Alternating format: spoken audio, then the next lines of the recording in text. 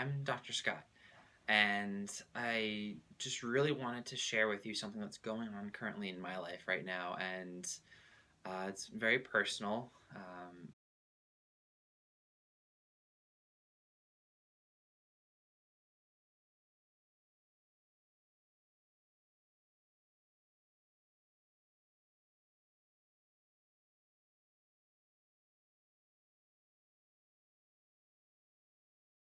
It's my mom, and so she has been recently diagnosed with stage 1 breast cancer, and I know breast cancer is just incredibly common today, and for that matter, all cancers today are really common. And is that normal? I don't think so. But I just wanted to share what's going on with my mom right now. Not go into too much detail, but just to give you an idea of how it is impacting our whole family, and getting sick and not making the right lifestyle choices from earlier on. How not making those right lifestyle choices can later really impact the entire family, and that's what's happening right now. And so my mom, she was diagnosed about 3 weeks ago, and 2 years ago she had been diagnosed with a precancerous lesion that they removed, and so 2 years went by. There's another lump now, and so they do a biopsy, and they find out that it's cancerous. And clearly all of my mom, my dad, and my sisters, our worlds are all spinning because of this. And I'm sure many of you who know people in your family that have been diagnosed, you know that this is it completely turns everything around, and it's just a crazy time right now. For example, my sister in North Carolina, she just had a baby. It's her first baby, and it's my mom's first grandkid. And thank goodness she was able to go see him before she started any treatment, chemotherapy and all that. But she's not going to be able to go and visit him as much as she wants to, because who knows if she'll be able to throughout the treatment, because typically chemo, it can knock you out. It's hard to go and travel and all that. So she's that's a stress for my mom. She doesn't know if she can go and see her first grandkid. And obviously my sister's upset about that too. She would love for my mom to be there, but we don't know when that's going to happen again. And for me, for example, I have a wedding coming up in June, and my mom's treatment ends a few weeks before the wedding. So odds are she'll be there, but of course there's the chance that maybe she won't be, not because she's not here, but because she's just too sick as a result of the treatment, or they need to do more treatment. And so there's just some uncertainty about my wedding. And it's just the hardest part is just going to these oncologists and hearing about these treatment options. And I know, like, everyone has my mom's best. They want to see her thrive and do well. And obviously so do I, and so does my whole family. And it's just been really hard for me to think about my mom going through treatment. And I get it that it's very high cure rate for my mom according to the oncologists.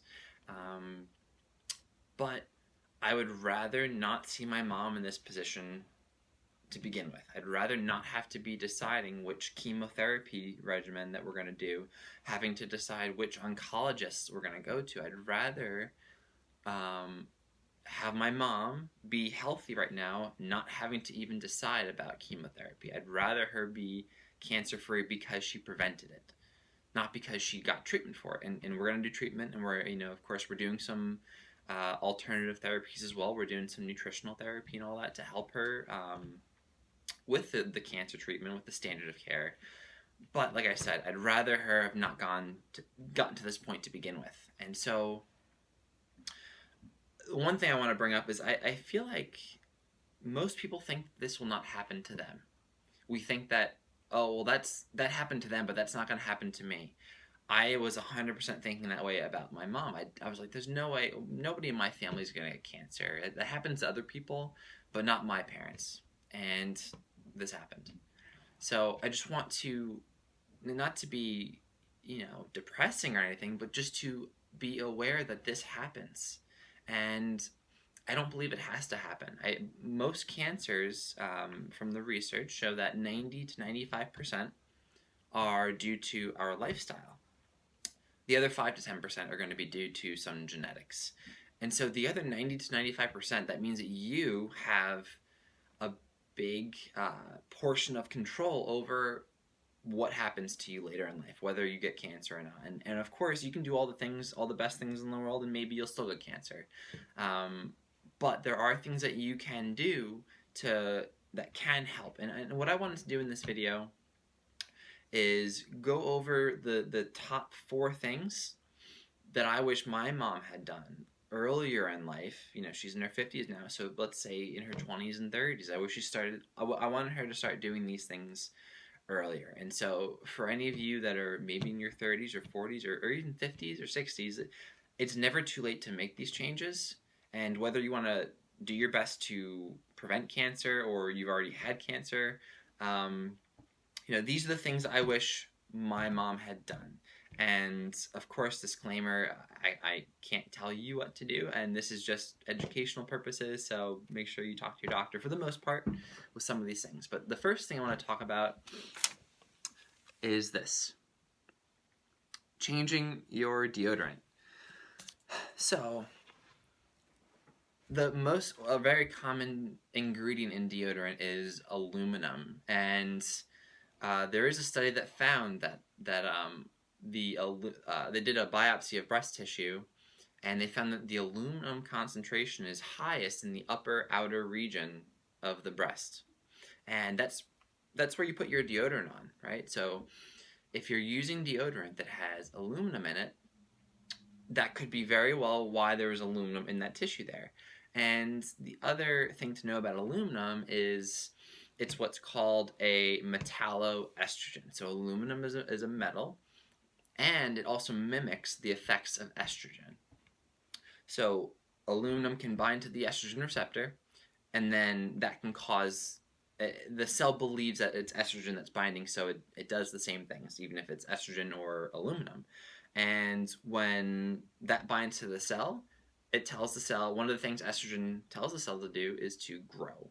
And so if my mom, which has a estrogen positive breast cancer, if the cancer grows from estrogen and you're giving it and you're putting something there that will mimic the properties of estrogen, then that can cause it to grow, okay? And another interesting thing is the most common place for breast cancers is the upper outer region, which happens to be where you put that deodorant on. And so they haven't found necessarily a causation of this, but there is some interesting correlations there. Being that, again, antiperspirant deodorants have aluminum, and aluminum is found most commonly in the upper outer breast region, and then that is where most common breast cancers occur. So one simple thing to do that my mom has done now is she switched deodorant. So when we found out, I asked her about her deodorant because I remember I told her a while ago, and again, no judgment. We took the deodorant and we threw out her Dove antiperspirant deodorant because it's just not worth it. Not saying that just removing that's going to cure the cancer, but why add anything that's going to cause additional damage is my thought. So we got rid of that, and we got her my favorite brand of deodorant, which is actually called Native. And I'll attach the link below to this video. And it smells great. I'll even type out what our favorite scent is. And so far, my sister is using it now because she threw out her antiperspirant deodorant. Why not start young? And so now all of us are using Native. The second thing I wish my mom had done was to avoid conventional raised meat. So one thing with conventionally raised meat, and when I say conventional, that means that the animals were fed genetically modified soy and corn, and so those are grains. And so conventional meat, one study found that conventional beef compared to beef in Japan, the USA beef had up to 140 times more estrogen compared to the Japanese beef. And that's a concern because, again, if we're thinking about something like breast cancer that grows in response to estrogen, do we want to be eating foods that are containing excessive amounts of estrogen? Probably not. And so the other concern with conventional meat is it has a higher amount of inflammatory fatty acids just because of the food that they're eating. And so any time that we're going to be increasing inflammation in the body, that is putting us at risk for cancer. Inflammation is a contributing factor to cancer development or causation. So the way that you can get around that is, instead of getting conventional meat, you want to get meat that is at least organic, organic chicken or organic beef, lamb. But that means that they're eating at least organic soy and corn, which that's better than conventional. But optimal is going to be making sure that they're eating grass-fed, and if you can, grass-finished animal products. And there is one company that I am aware of that really does really well grass-fed and grass-finished animal products, and that will be Butcher Box, and I'll put a link to them below as well. So grass-fed means that they eat grass for most of their life, but there is a little loophole with this. So you can say an animal is grass-fed, and it'll say it on the label, but at the end of their life, before you slaughter them, before they are slaughtered, I know you're not doing it, before the end of their life, they'll eat the grass, and then they'll feed them the grains, because the grains will plump them up. It makes them bigger, and you can get more money for, the more bang for your buck, because you have a bigger animal. And so they can say it's grass-fed, even if they feed them the grains. So ideally, you want what's called grass-fed, so it's for the most of their life, and grass-finished. So they're eating grass their whole lives. They're foraging. They're eating all that their whole lives. And that's going to have less hormones involved, but also it's going to have a better omega anti-inflammatory fatty acid ratio, which is what we want. We want to help lower inflammation in our body. So that's the second thing. So number one was switch your deodorant to something that doesn't have aluminum in it, and preferably one that I like, called Native. And the second thing we just said is to avoid conventionally raised beef and choose grass-fed and grass-finished, or at the very least, choose organic. A bonus tip is that Costco sells organic chicken and organic beef in bulk. So if you want a good deal, go to Costco. So the third thing I wish my mom had done earlier is this. She hasn't been one to exercise most of her life. And before I go further, I want to make it clear that I love my mom, and I'm not trying, if you're watching this, Mom, I'm not trying to make you feel bad. I'm trying to help other people and learn from this situation. So I'm just using this to help other people learn. So exercise. There was a very large study with about 1.2 million people back in 2016 that showed that the more exercise you do, the lower the risk of getting certain cancers. They found about 13 different types of cancers. The risk is lower when you exercise, and that included breast cancer. And so the amount of exercise that's recommended is 150 minutes of moderate to intense exercise per week. And so that can be 30 minutes 5 times a week. And again, that can just be like a very vigorous walking 5 times a week for 30 minutes. It can be going to the gym and doing some resistance training or lifting some weights. Doing the Peloton, I know that's a really cool thing today. I haven't used it, but I hear it's pretty awesome. And just to give you some reasons why exercise is probably helpful for cancer, not all cancers, but for about 13 of them apparently. So exercise will lower your body weight, because the more you exercise, you're going to burn fat, and that's a good thing. And we know that obesity is actually correlated with increased risk of getting cancer. And in particular with breast cancer, that grows from estrogens. The more body fat you have, those cells are little factories for making estrogens. So the more fat cells you have, the more estrogens you're probably making, and generally speaking. And so if you have all those fat cells, you're making more estrogen. And then if you have this cancer that grows with estrogen, it would be wise to eliminate those little factories that are making all this estrogen so that you can lower your body's estrogen so you're not feeding this cancer. And so that's one way, is because when you lose weight from exercising, you lower the amount of body fat cells that you have, and so now you're not making as much estrogen, which is okay. The other thing that's important is exercise actually helps to lower our blood sugar, and that's important because we know that cancer, one of the fuels of cancer, is sugar. And one interesting kind of thing to think about is what's called a PET scan, which is what they'll do to see if they want to see if there's cancer. Like if it's all over your body, they want to see. So they inject you with this thing that has it's like a radioactive thing that it'll light up on this imaging, and it's also attached to a sugar molecule. And so wherever that sugar molecule is taken up throughout your body, those spots will light up on this imaging. And we know that cancer cells, they have a significantly higher metabolism of glucose. They use glucose a lot more than our regular cells. And so by exercising, we help to lower our blood sugar. And we also help to lower our body's estrogen because we're losing body fat.